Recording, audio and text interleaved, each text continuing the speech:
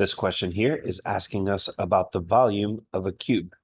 Now, a cube is a special kind of rectangular prism. This is a rendering of a rectangular prism from Wikipedia, by the way, and the volume on the SAT formula sheet would be length times width times height. So the length times the width times the height would get you the volume. Now, the difference between this and a cube is basically that the length, width, and height are all the same.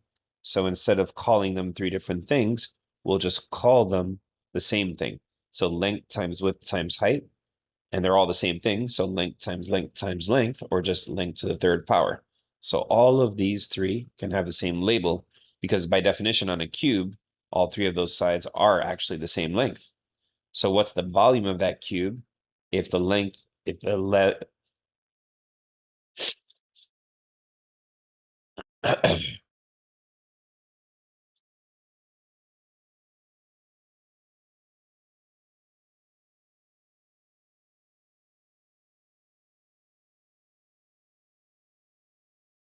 This question here is asking us about the volume of a cube.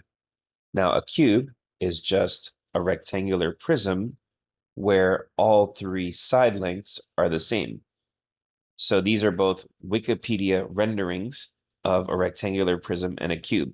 In the rectangular prism, the volume is the length times the width times the height, with this being the length, this being the width, and this being the height. The difference with the cube is that the length, width, and height are all the same. So instead of calling them three different things, we'll call them all the same thing. And instead of thinking of this as length times width times height, we'll think of it as length times length times length. In other words, length cubed. And in this situation, is if the length is 41, then the volume is that 41 cubed, which on a calculator is 68,921 cubic inches. Now, the thing you want to look out for in a question like this is different units. So it wouldn't be unusual for the question to tell you that the length was in inches, but the volume is in cubic feet or something like that. So just keep on the lookout. But here, everything was in the same unit. So the answer is D.